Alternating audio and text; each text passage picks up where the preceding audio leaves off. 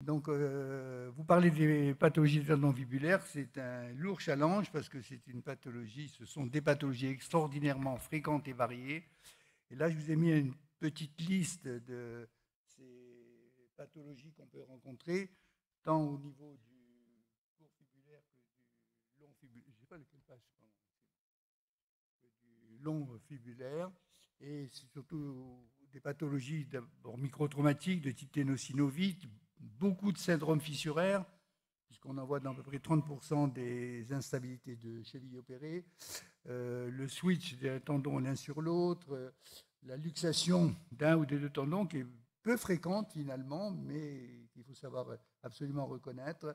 La rupture aussi, là aussi, qui n'est pas très fréquente, mais qu'il faut absolument savoir reconnaître, justifie d'un geste chirurgical. Et puis il y a un certain nombre d'anomalies anatomiques, de mesures numéraires, d'implantations musculaires ou tendineuses variées, de variations anatomiques également, qu'il faut reconnaître également. Et puis il y a toutes les lésions rétinaculaires, finalement, qu'on ne peut pas séparer de cette pathologie. Alors, les pathologies microtraumatiques qu'on voit dans le contexte sportif, ce sont surtout des ténosynovites, mais c'est peu fréquent, il faut un peu se méfier de ce diagnostic. Et ce sont surtout donc les fissurations, alors fissurations du court fibulaire, notamment dans la région rétromalléolaire, mais aussi dans d'autres régions. Et puis les longs fibulaires, c'est plutôt au niveau de l'ospéronéum ou à la plante du pied qu'on peut les rencontrer. Et puis dans les traumatiques, il y a donc ces luxations ou subluxations et ces ruptures. Il faut absolument avoir présent à l'esprit, quand on a un sujet qui a une plainte à ce niveau-là, qu'on peut avoir des pathologies extrêmement variées. Donc il faut absolument passer en revue toutes ces pathologies et se dire qu'il y a des gros éléments qui peuvent prêter à confusion. Un syndrome fissuraire avec une pathologie tendineuse, une luxation récente avec une entorse récente de cheville, une luxation récidivante avec une laxité de cheville, une luxation chronique avec une grosse cheville post-traumatique. Donc il y a beaucoup de causes d'erreurs possibles. Alors sur le plan de l'évaluation clinique, c'est absolument fondamental. Il faut se fonder sur le caractère aigu ou chronique, bien entendu. La douleur, elle est presque toujours périmalléolaire latérale, mais il y a parfois des irradiations même dans la jambe ou des irradiations plantaires possibles.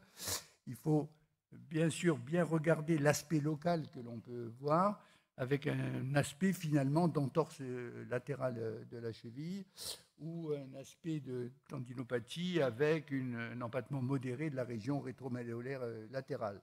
Il faut bien sûr faire une mobilisation de tout l'arrière-pied, en actif, en passif, comme toujours. Il faut faire des tests contrariés, notamment tester donc les éverseurs. Et puis, il faut faire aussi des tests de stabilisation lorsqu'on évoque une pathologie d'instabilité. Il faut essayer de stabiliser le tendon pour voir si on modifie la symptomatologie à ce moment-là. Et puis, enfin, il faut palper finement la région à explorer. Alors, sur le plan de l'interrogatoire, là aussi, c'est très important, en sachant que en survenue progressive, on a presque toujours affaire à des ténosynovites ou des fissures de grade 1 ou 2, on verra à quoi ça correspond. Un début brutal, il faut plutôt évoquer une luxation, soit isolée, soit associée à une entorse latérale, ça aussi c'est une pathologie fréquente. Et puis le caractère récurrent, bien entendu, il faut évoquer avant toute chose une luxation récidivante, mais parfois aussi des fissures de grade 3 et 4 de la classification de Sobel. Alors, sur le plan d'inspection, là, vous avez... Il n'y a pas de flèche, là? Non. Vous avez des images qui vous montrent un aspect en haut d'une fissuration, d'une ténosynovite, pardon, avec ce simple empattement rétromalléolaire latéral. Dans un syndrome fissuraire, la plupart du temps, on a un aspect normal, quasi normal de la cheville. Dans les luxations récentes, là, vous avez mis deux exemples. On a un aspect vraiment d'entorse de cheville. Là, vous avez le cas d'un joueur de tennis qui est vu au premier jour, avec vraiment cette grosse cheville qui ressemble absolument à une entorse. Et au bout de quelques jours, on a un peu de modification et on a un aspect de séquelles d'entorse avec un hématome plus ou moins diffus à ce moment-là. Sur le plan toujours de l'inspection, dans les luxations récidivantes, on a un aspect normal, là aussi, dans la plupart des cas, en dehors de l'épisode où ça se passe, les phénomènes douloureux qui sont produits, qu'on retrouve à l'interrogatoire, mais pas à l'examen. Par contre, il y a un tableau qu'il faut savoir reconnaître, ce sont les luxations permanentes qui existent, qui sont parfois prises pour des instabilités de cheville et qui donnent en fait une grosse cheville avec une déformation de la statique du pied qui est très évocatrice, avec cet aspect de pied creux et cette situation antérieure des tendons fibulaires qu'on doit reconnaître à l'examen clinique de façon assez facile dès la simple inspection. Il faut faire une mise en tension, bien sûr, passive, active, active pour commencer, passive ensuite, en sachant que dans tout ce qui est ténosynovite et fissures, on a plutôt une douleur qui est variable, qui peut apparaître en flexion plantaire, qui peut apparaître en flexion dorsale. Dans les luxations récentes, on a une douleur en flexion dorsale ou plantaire. Et quand on fait une petite poussée manuelle, comme c'est figuré sur l'image, là, je ne peux pas montrer, il y a une tendance à la subluxation, voire à la luxation du tendon. Et dans les luxations récidivantes, on a cet aspect absolument caricatural du tendon ou des tendons qui se subluxent en avant et qui se luxent en avant de la malléole péronnière et qui donne un aspect absolument caricatural sur une cheville qui, par ailleurs, a un aspect strictement normal. Il faut faire les contractions résistées, bien entendu, en sachant, et ça c'est important à savoir, que dans les ténosynovites, il n'y a pas de douleur, c'est une inflammation de la gaine, il n'y a pas d'inflammation du tendon, donc il n'y a pas de douleur en isométrique. Dans les syndromes fissuraires, dans les switches d'un tendon sur l'autre, on a parfois des douleurs, on a parfois un ressaut, donc très évocateur.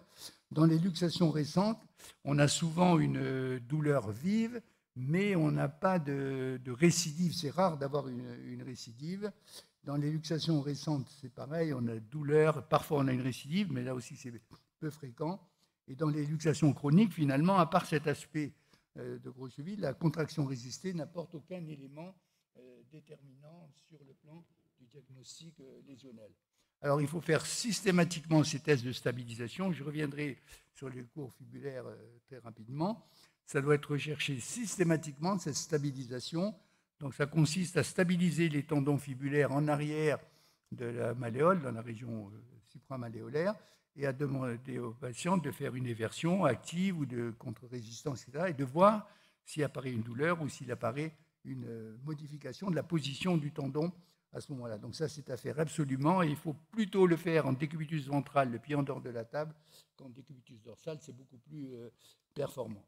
Donc, au total, cette évaluation clinique, elle est très intéressante dans ces différentes formes. Dans les formes récentes, on va retenir cette notion possible de claquement ou de craquement avant l'incident lui-même. Donc ça, c'est très évocateur à la différence d'une entorse de cheville.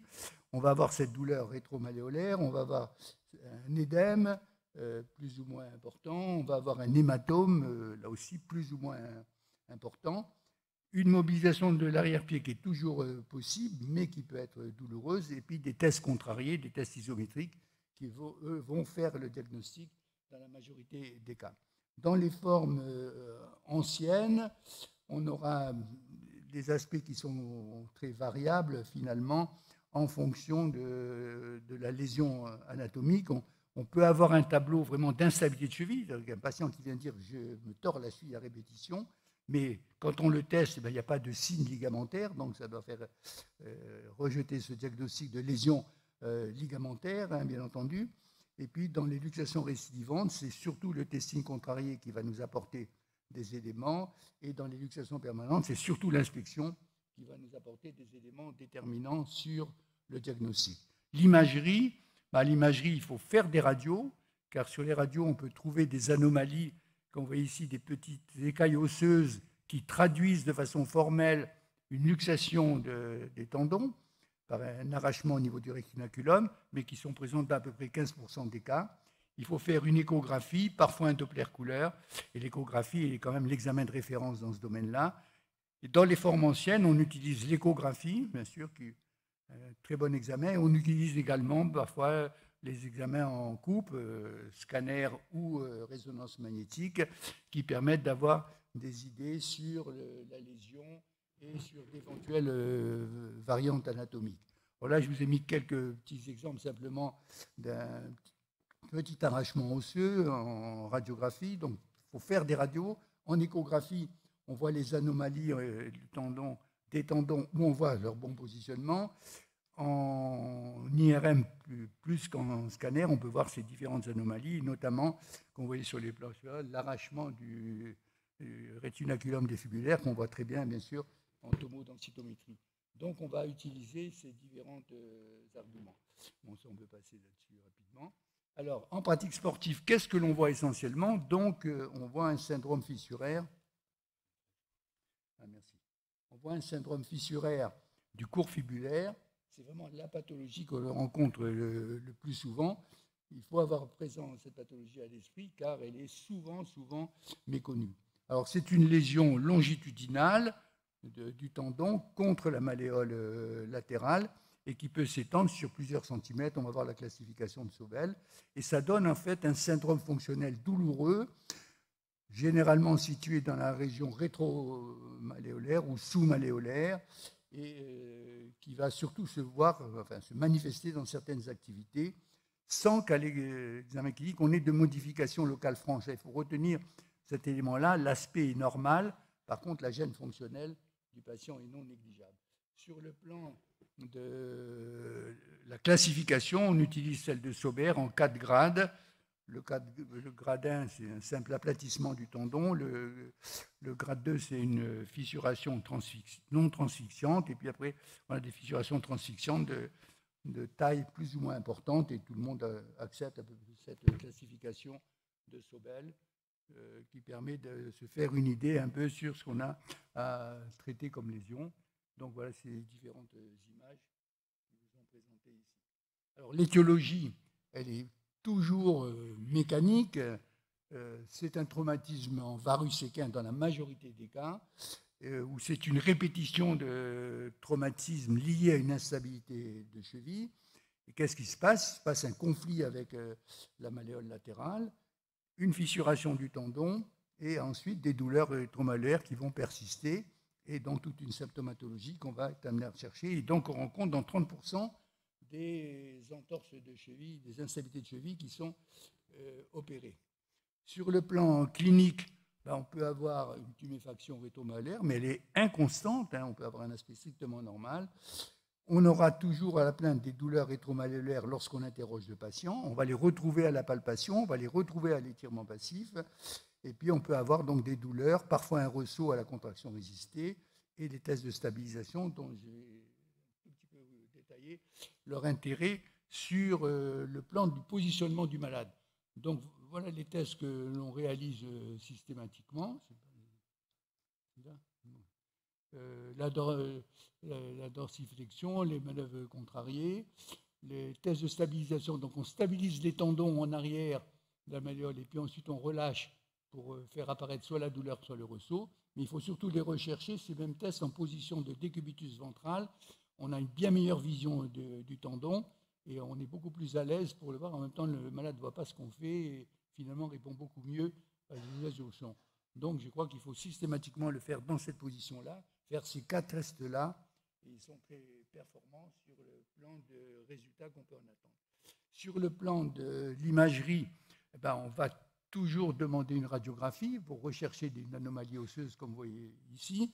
On va faire une échographie qui va permettre d'avoir une bonne vision des tendons. On peut allumer le Doppler pour voir si cette fissuration est symptomatique ou n'est pas symptomatique. C'est un point aussi important. Et puis, on peut faire de l'imagerie en coupe, bien sûr, qui va permettre de voir sur un arthroscanner, on l'utilise beaucoup moins maintenant, ou sur une IRM, les anomalies au niveau du tendon fibulaire. Alors, sur le plan thérapeutique, quand on a un syndrome fissuraire symptomatique, il n'y a pas de solution médicale. On peut les emballer, si on veut, pendant 6 semaines dans un plat. Ça ne servira strictement à rien. Il faut absolument faire une réparation des lésions. Et vous voyez que c'est des lésions qui ne sont pas négligeables en importance et qu'on va réparer, suturer. Maintenant, se pose le problème, lorsqu'il est associé à une instabilité de cheville, il est nécessaire de faire en même temps une ligamentoplastie car il faut stabiliser la cheville, sinon le même phénomène va se reproduire. On a eu plusieurs cas comme ça de gens qui avaient un syndrome fissuraire, traités simplement, réparés, sans stabilisation de la cheville, et puis 6 mois, 8 mois après, de nouveau, le syndrome fissuraire apparaissait. Donc il faut vraiment, à ce moment-là, être en accord avec le chirurgien sur l'intérêt de faire un geste complet, à la fois sur le tendon et sur le ligament. Alors que dire pour conclure? Eh bien, c'est un chapitre complexe. Hein. Il faut surtout penser systématiquement à ces diagnostics, à ces différentes lésions devant ce tableau, devant cette plainte fonctionnelle que l'on rencontre, devant ce syndrome douloureux de la cheville. Pas se dire c'est une séquelle d'entorse de cheville, mais ça peut être une lésion des fibulaires. Il faut absolument bien connaître toute la symptomatologie, bien l'analyser avec le patient. Il faut l'examiner minutieusement et surtout donc regarder les tests isométriques et les tests de stabilisation. Et puis il faut bien sûr le traiter de façon spécifique. Et dans ce domaine-là, il y a une large place pour les fissures du court fibulaire ou même du long fibulaire à la chirurgie. Je vous remercie.